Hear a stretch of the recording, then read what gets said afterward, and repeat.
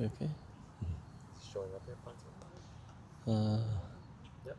That's all.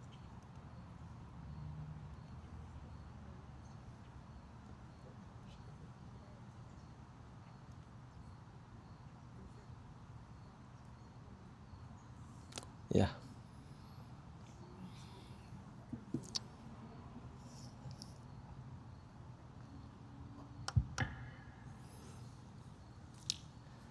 Okay, so let us begin our session by paying respect and homage to the Buddha.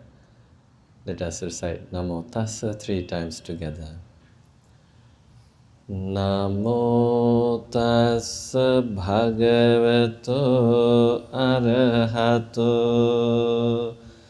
Samma Sambuddhassa. Namo Tassa Bhagavato Arahato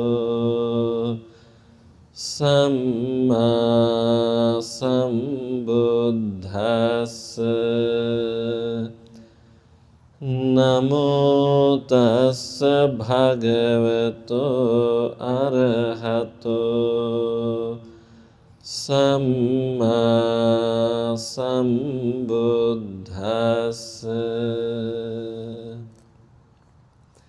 I pay my respect and homage to him, the Blessed One, the Worthy One, the fully enlightened Buddha.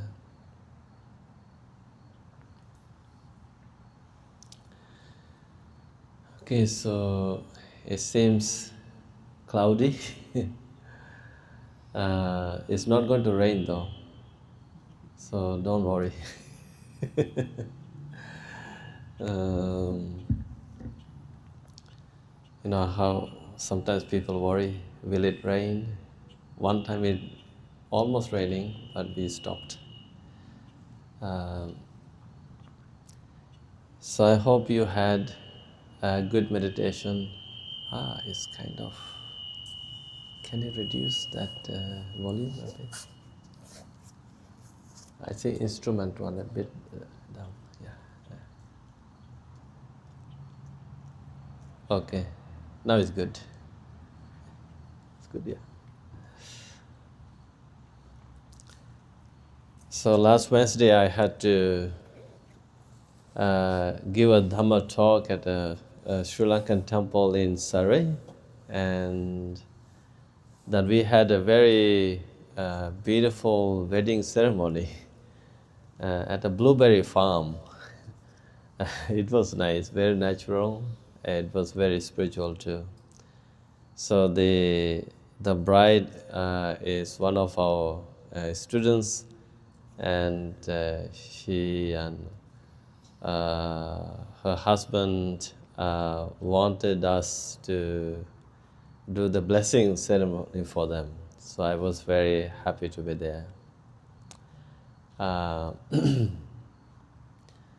so now every day I watch the weather, and then guess what? The day is getting shorter.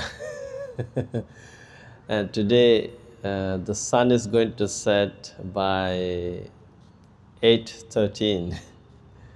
um, since first week of June, we had our meditation session here outdoors.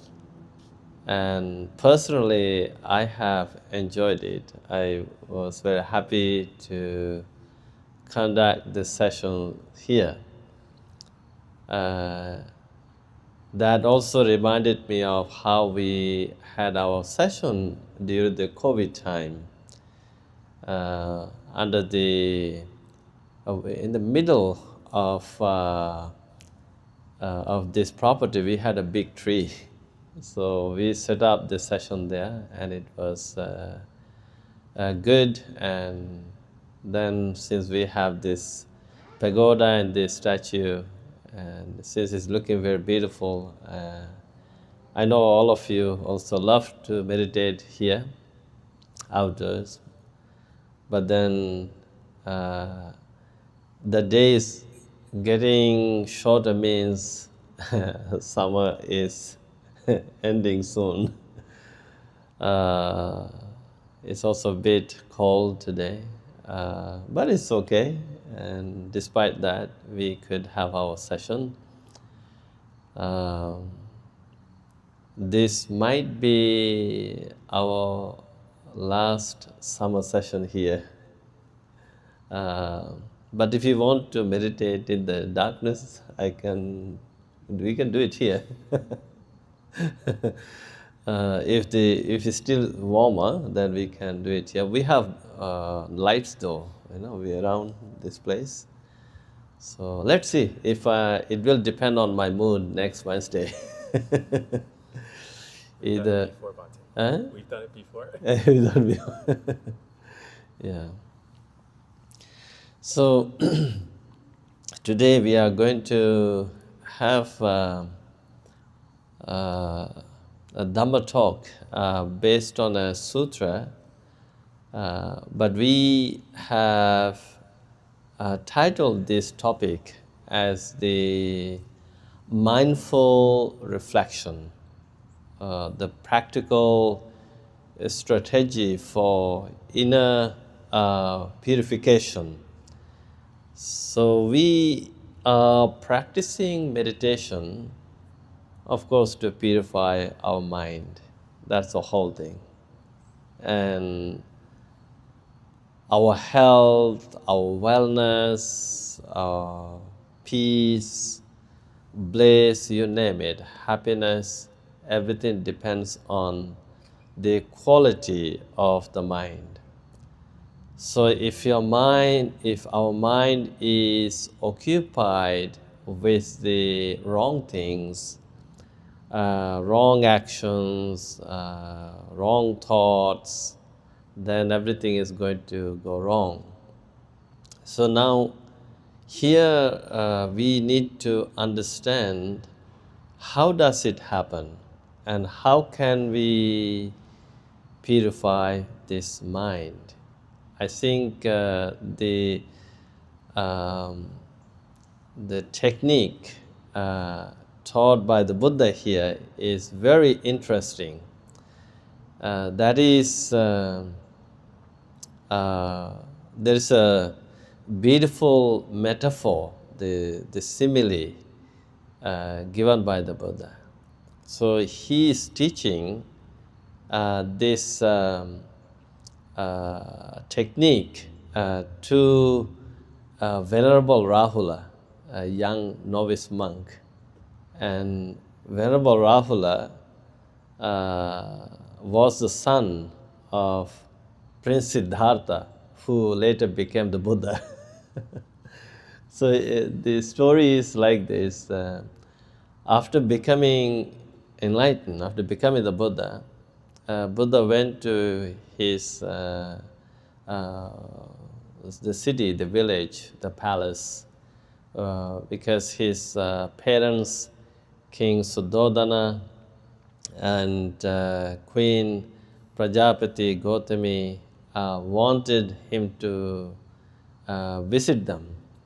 And so he accepted that invitation and went to the Kapilavastu. Kapilavastu is the city where he was living with his parents at a palace. So after teaching Dhamma to his parents and others, and one day Buddha was going on Pindapata. Pindapata means arms round, with thousands of his disciples. And Princess Yasodhara, who is the wife of Prince Siddhartha, the Buddha, called the son Rahula, come. Now they were from the palace, from the balcony. They said, look at those monks.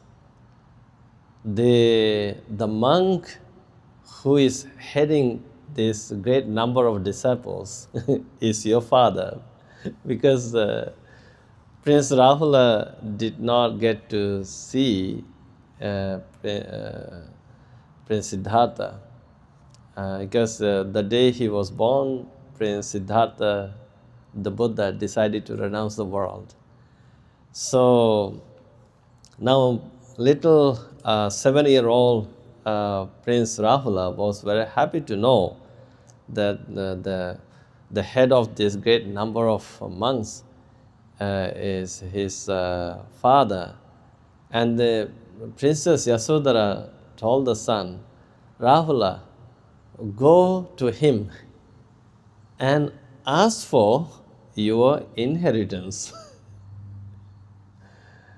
You go and ask for your inheritance.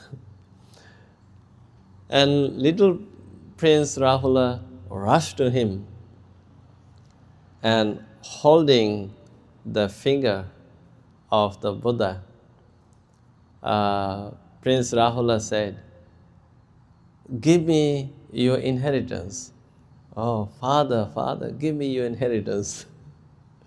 Buddha remained quiet, very silent, and he kept walking towards the monastery. And after arriving at the monastery with his disciples, the Buddha told his chief disciple, Venerable Sariputta, he said, Sariputta, little Prince Rahula is asking for my inheritance. You know that I have renounced the world. I have nothing materially. I have no money, no palace, no property, nothing, no wealth. The only inheritance that I have is called the sasana, Buddha sasana. And that is the community of the Sangha. So as a Sariputta, give him my inheritance, make him a monk. So Venerable Sariputta ordained him, gave him the ordination, and made him a novice monk. So then he became the member of the Sangha. Then he was, now he's called Venerable Rahula. So Venerable Rahula started practicing Dharma, meditation. So one day he was staying at a mango grove, and then Buddha thought of visiting him. So as Buddha paid a visit to him, Venerable Rahula prepared water with a bucket of water to wash the Buddha's feet. And then the Buddha washed his feet, and he just left little water in this bucket. And then Buddha asked Venerable Rahula, Rahula, do you see anything in this bucket? And he said, yes, Venerable Sir, there's just little water. And then Buddha taught him, he said, Rahula, whoever knowingly tells a lie, he is worth just little water like this. And then next, he tossed away all the water. And then he asked, what's happening here now? So he said, there's no water. So then the Buddha said, in the same way, Rahula, if you tell a lie knowingly, like nothing will be left in your life. And the next thing, he put the bucket upside down. And then he said, in the same way, Rahula, when you tell a lie, and your life will be like upside down. uh, and then Buddha put the bucket down upside, and then he said, "Do you see anything in this bucket?" The Venerable Rahula said, "Venerable Sir, the bucket is empty." So the Buddha said, in the same way, O Rahula, when you knowingly tell a lie, your life will be empty like this empty bucket. And after this metaphor, Buddha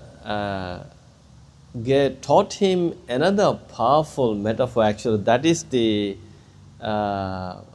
today's topic, the mindful reflection that we are doing. So he said, what is the purpose of the mirror? It's called Kimatyo Adaso. And Venerable Rahula said, the purpose of the mirror is to reflect. So to look at yourself. So Buddha said, in the same way, "Oh Rahula, I'm going to teach you this special reflection." What is this special reflection? It's called the Dhamma Dasa. Dhamma Adasa. It's the mirror reflection. Adasa means mirror. Dhamma means dharma, the mirror of dharma.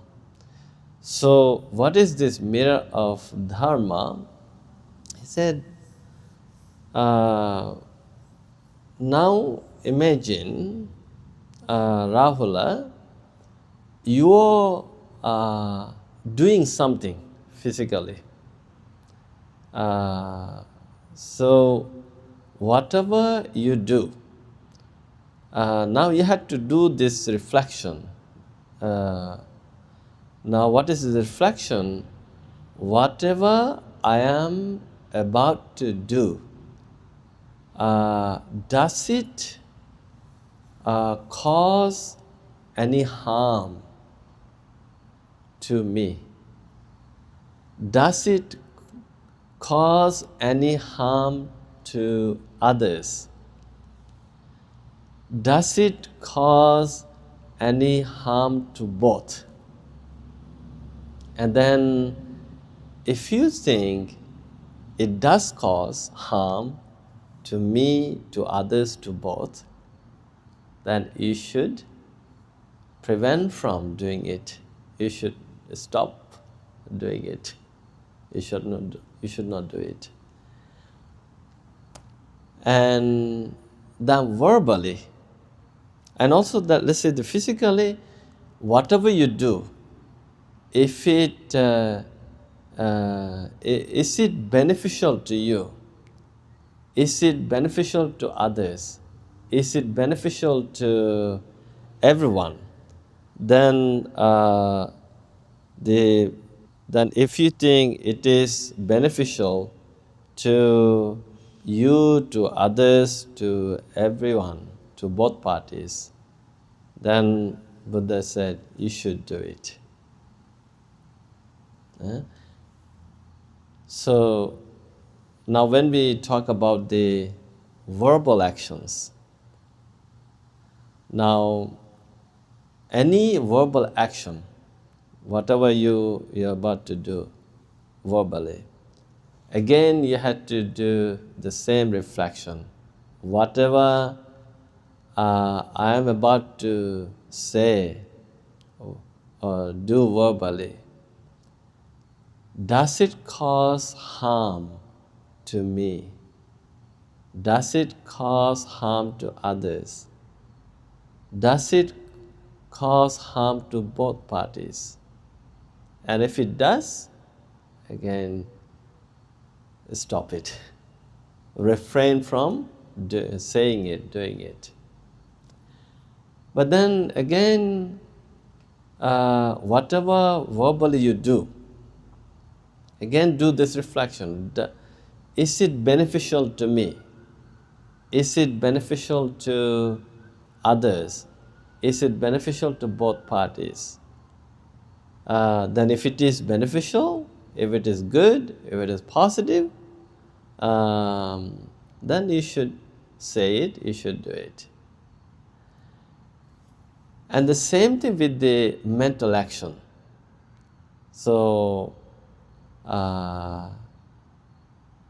if it is harmful to you, to others, to both parties, then don't do it. And if it is beneficial to you, to others, to both parties, then do it. So this is the present. And then he said, whatever you are about to do, about to say, about to think, any current verbal, physical, mental action, did it cause any harm to me? So that is in the past. Did it cause harm to others? Did it cause harm to both parties? And if it did, then Buddha said, refrain from doing it. And then anything you're doing now, was it beneficial to me, beneficial to others, beneficial to both parties? If it was beneficial, good, then keep doing it. And then now about the future. Whatever I did in the past, whatever I am doing it now, will it cause harm to me, to others, to both parties? And if it will cause harm to me, others, and both parties, then Buddha said, don't do it now. Stay away from doing it. But whatever you are doing now, saying now, thinking now, will it be beneficial to me, beneficial to others, beneficial to both parties? Then if it is beneficial, if you think it will be beneficial, then keep doing it. So this is called the mirror of Dhamma, Dhamma mindful reflection. So in day-to-day life, I think we can apply this because we are human beings. Although we are living together as a family, as a community, as a nation, but after all, it's an individual life that we are living, right? Sometimes we live alone and we do things alone. So during such time, it could be during the traveling, during the driving, during the walks, or wherever we go, whatever we do, at that moment, this is the Dhamma dasa, the mirror reflection that we should be doing for our own spiritual well-being, for our own benefit. So now, I think we can. So when we talk about the physical actions, verbal actions, mental actions, so here there are 10 unwholesome actions. So 3 physical, 4 verbal, 3 mental. So these unwholesome actions are the act of taking life or hurting others, the act of stealing, and then the act of what we call the sexual misconduct. And then we know that although we may enjoy engaging in such activities, but at the end it will cause a lot of troubles, problems. So I think what Buddha is teaching us here is that whatever we do, always look at the end consequences, end results.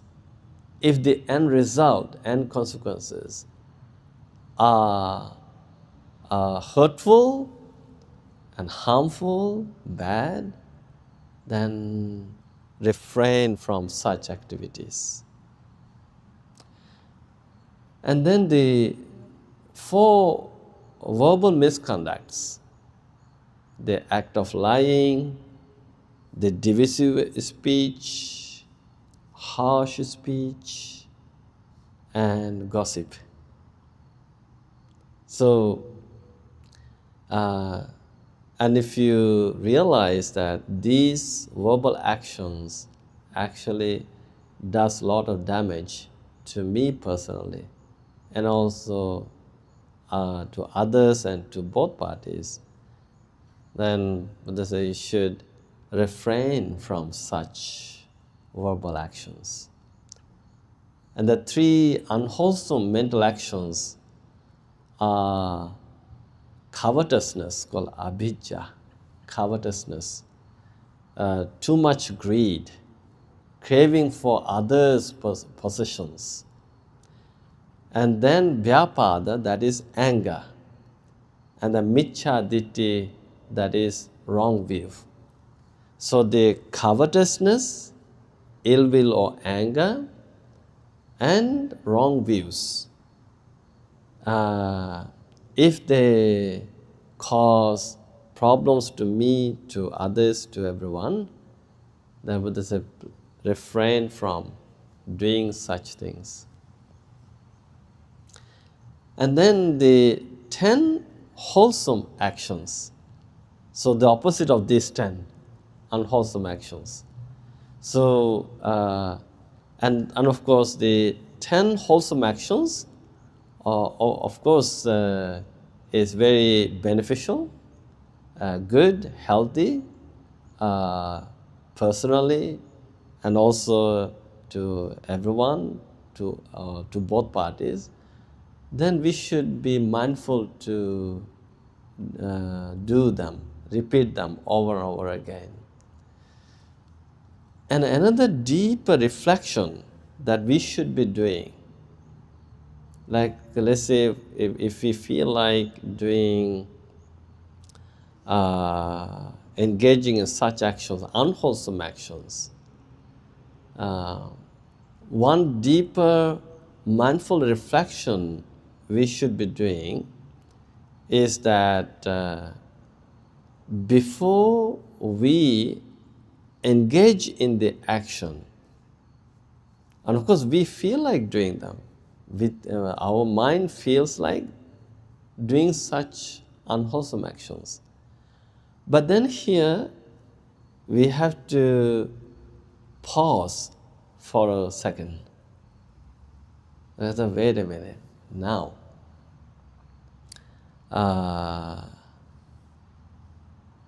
Whatever I'm about to do, about to say,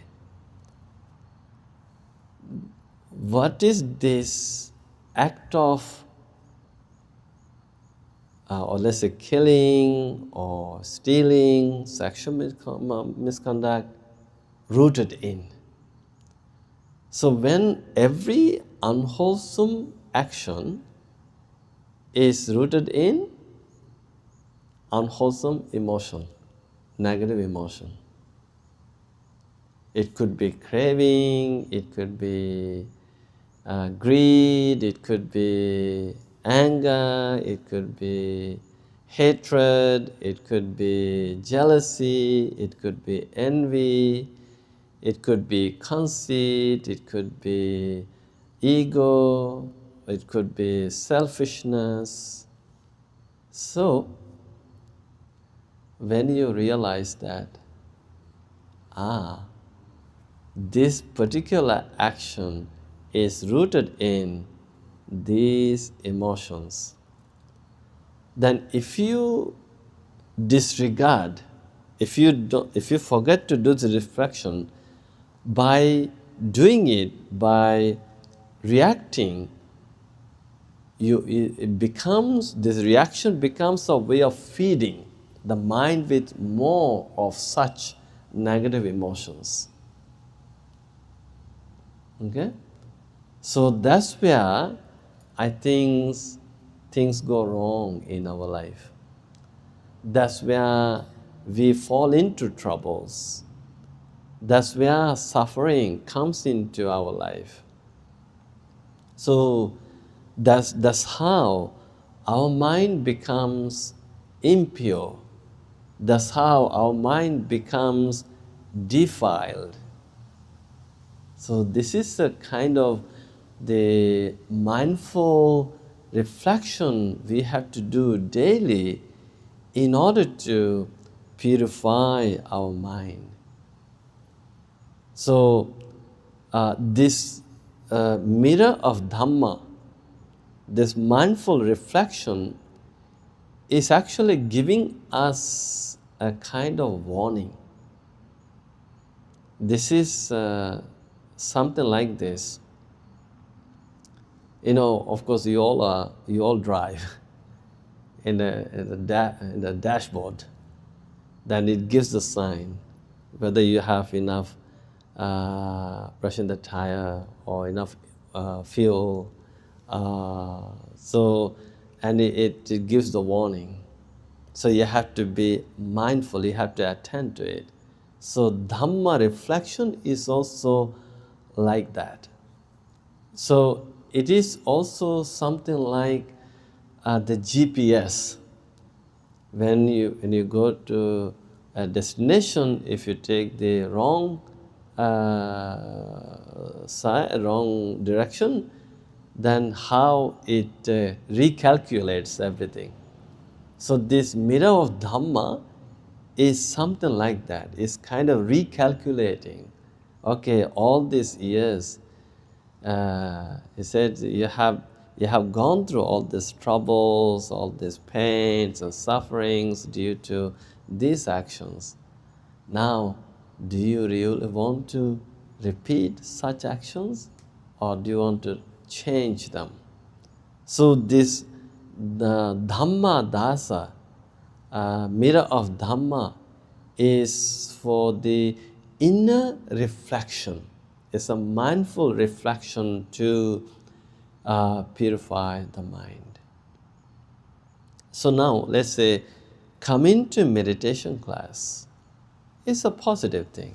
You feel relieved, you feel relaxed, you feel calm, and then it's good for you, and also it's good for the family, it's good for your company, and both parties. Then we should keep doing this. But then any unhealthy action, it could be a habitual unhealthy action, if it's that it's actually causing problems. It could be anything, even and I think that's the whole purpose of practicing the 5 training principles. 5 training principles are to save you from falling into troubles. But if you disregard, due to lack of mindfulness, due to ignorance, or due to indifference, so it's okay, I'm going to do it anyways, but then that is going to cause a lot of problems. So even during the meditation, like this is where I said that's the very reason why we are practicing meditation, not only to cultivate mindfulness. Here, actually, a mirror is also like the mindfulness. Is it also should be something like that in the kitchen. If you're let's say the garbage bin in the kitchen, if you keep throwing the rotten ones, the garbage into it, and if you don't clean it, maybe second day, third day, I think even the second day, it will be difficult for you to stay, go to the kitchen. It actually happened just recently at our temple kitchen. I had some visitors, and after talking to them in the shrine room, I took them to the kitchen for tea. And then, actually, we noticed it in the morning, we felt it. This smell is not good. But then we also, uh, throw the garbage every day. Every day we monks have a habit of, like after taking the evening, the tea and soup, then we clean the garbage. But we did that, everything is okay. We were looking into where does this bad smell come from? And then 5 of us, like that day, those visitors, I think they just stayed. They wanted to be very polite to me, but they also, Bhante, what is this strange smell coming? So I said, well, we don't know. We also trying to find. So in the evening, so one of our monks opened the oven. So what happened was, on a Saturday we had an event, and those people, I think they heated the curries, and they forgot to take one. And we did not check it. They also forgot. And this curry, this vegetable, gave the bad smell. So we threw it immediately. And after that, we felt okay. We opened the windows, then we got the fresh air. It was good environment for us. So in the same way, like if negative thoughts, negative emotions, negative perceptions, negative actions keep piling up one after another, and is going to stink, is going to give a bad smell. So that is the suffering, that's the pain, that's the trouble. So this inner purification should be based on this mindful reflection.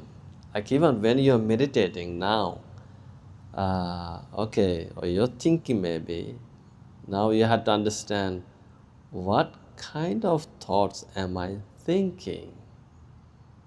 Then if you realize that, I'm actually thinking kind of negative thoughts, then you should be mindful to remove them immediately and replace them with the good ones.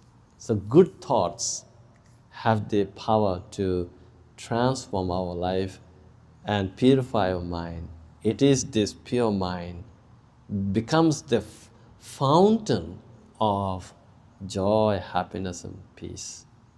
So, so this is the kind of the mindful reflection I wanted to do with all of you before we begin the meditation.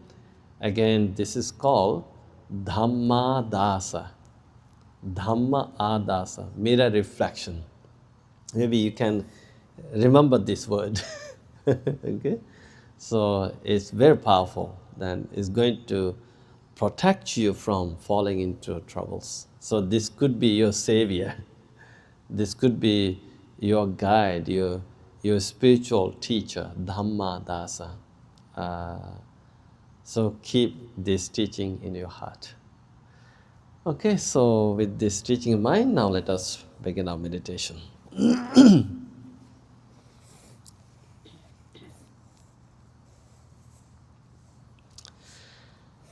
Okay, so I would like all of you to assume a very nice and comfortable posture for good meditation.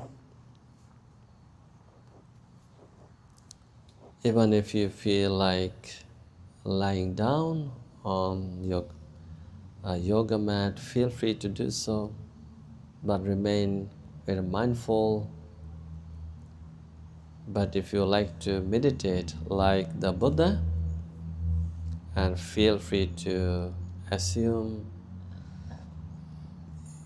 either the full lotus posture or half lotus posture or simply a general sitting posture.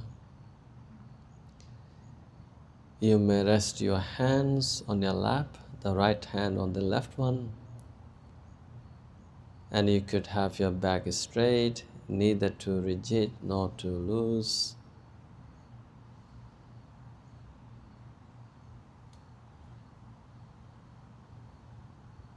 And you could have your eyes closed.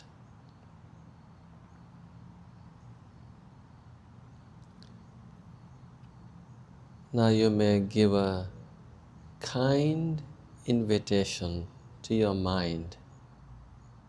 Come to the present simply by disconnecting the mind from the past, from the future, from everything outside.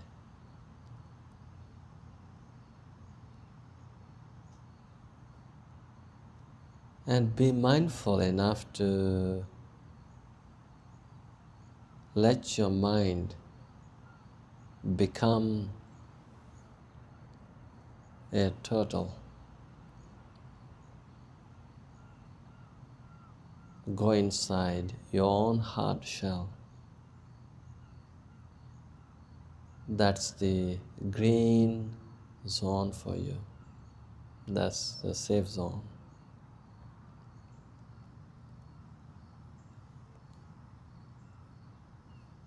Always keep in mind, present moment is the safe zone. And be mindful to stay in the present moment zone for your own safety, for your own well-being. As you remain right here now, take a deep breath and relax.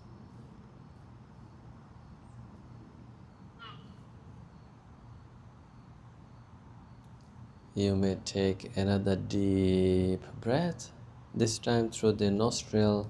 Hold the breath for a few seconds, then slowly let it out through the nostril. Let the whole body and mind go into relaxation.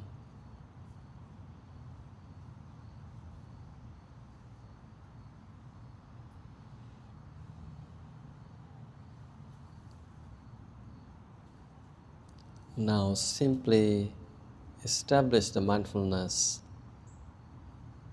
I am right here and now.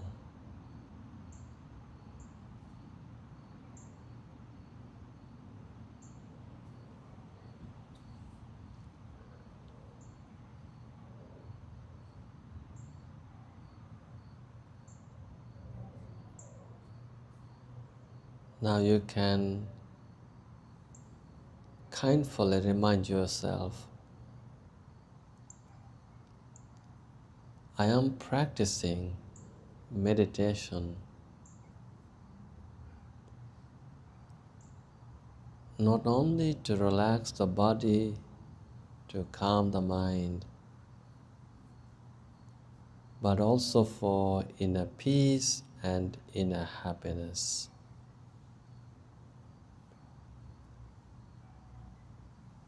And I'm doing this meditation practice also for the mindful reflection, the mirror of Dhamma,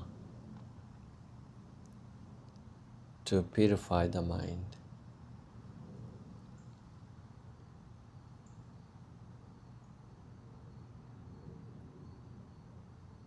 Now see whether you can be grateful for this wonderful opportunity to practice meditation with this mindful and kindful community in this sacred atmosphere.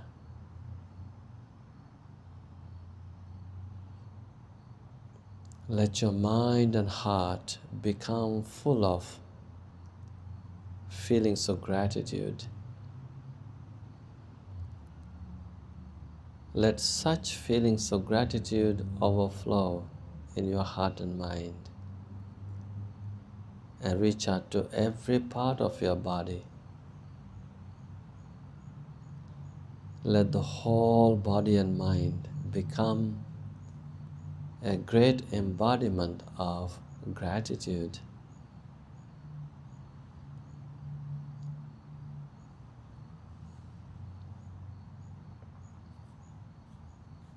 Now make a determination,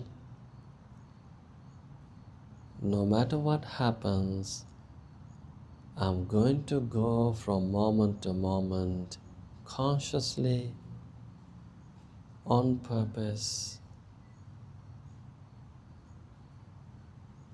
and I'm going to remain with this ingoing and outgoing breath.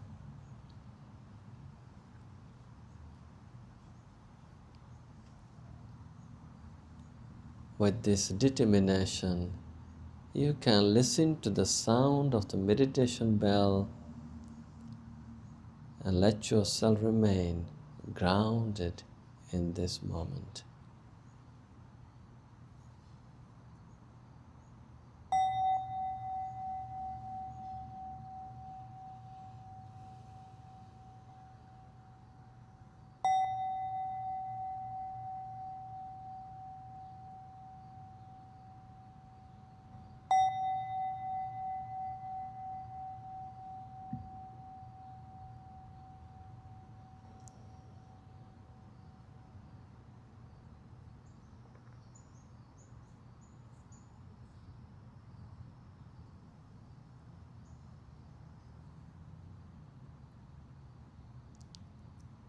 Now slowly and gently bring your full attention to the ingoing and outgoing breath.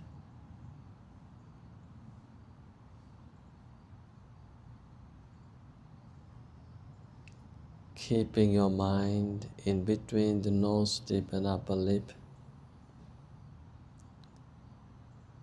Let the mind watch and feel the breath going in, going out.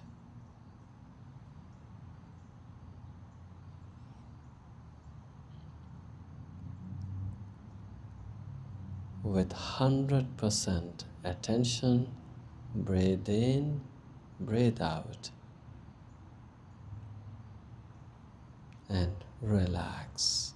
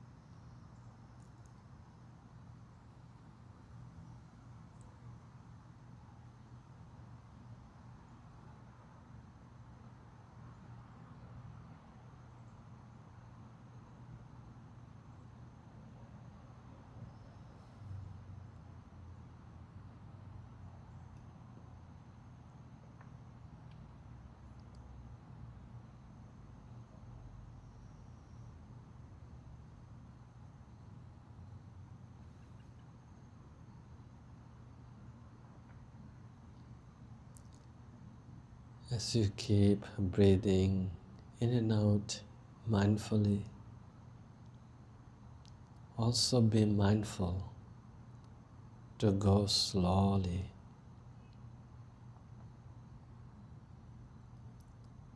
just like the turtle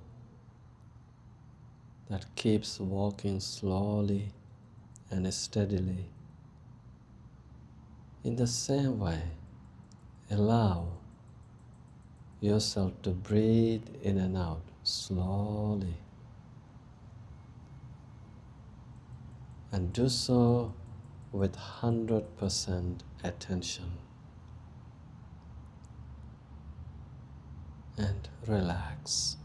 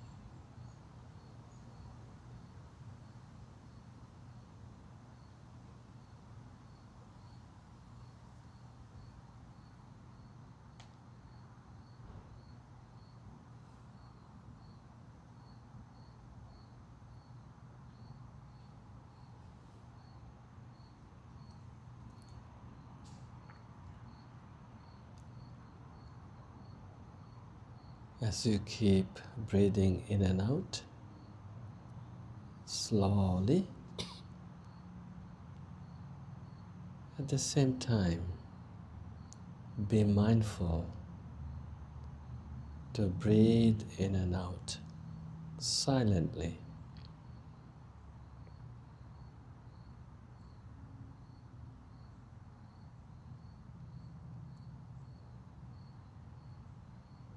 Try breathing in and out with 100% silence and relax.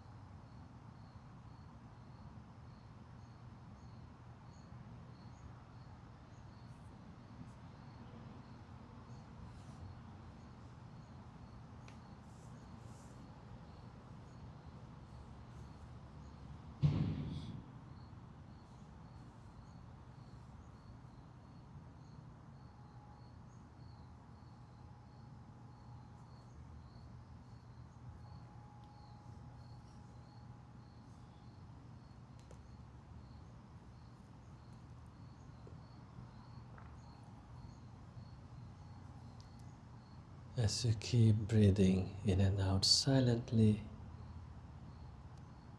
always be mindful to be kind to yourself. Be gentle, be soft, be full of kindness.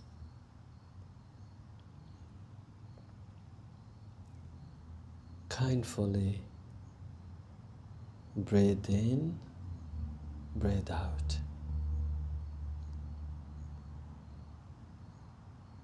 and relax.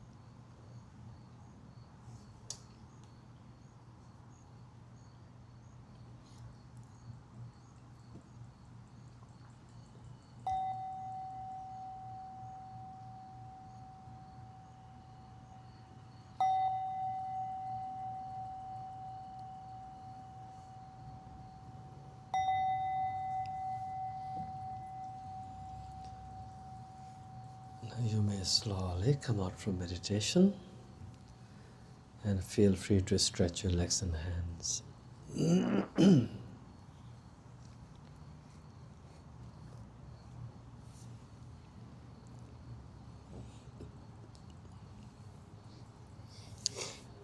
Okay, so I would like to do a brief blessing chanting.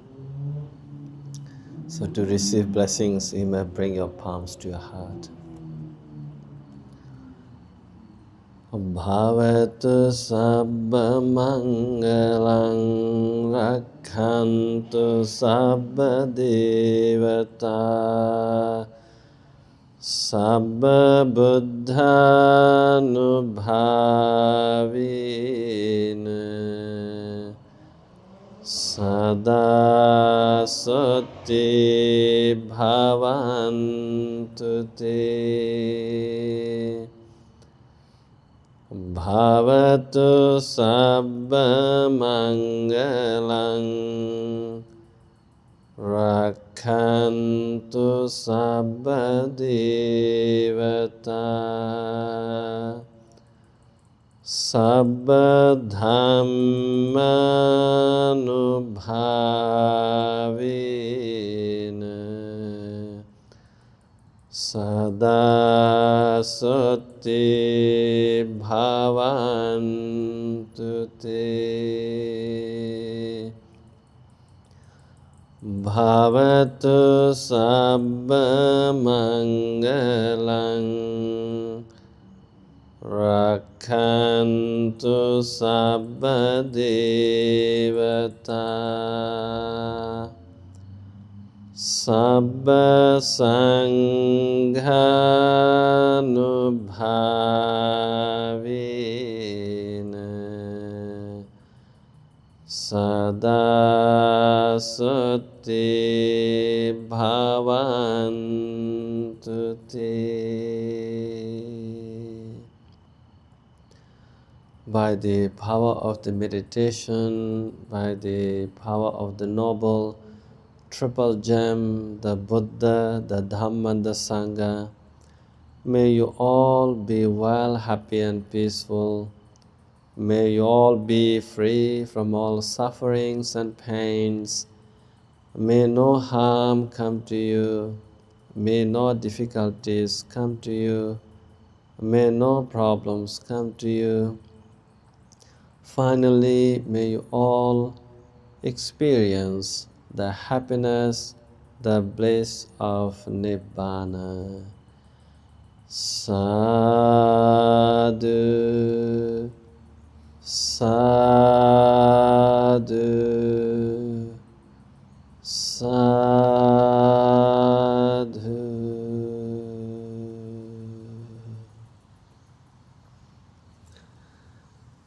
Okay, so that's it. And with these lights, I think this environment is looking more beautiful. So I will see you next week. Either we will do it here, outside, or inside the shrine room. So good night, and wish you all the best. Thank you.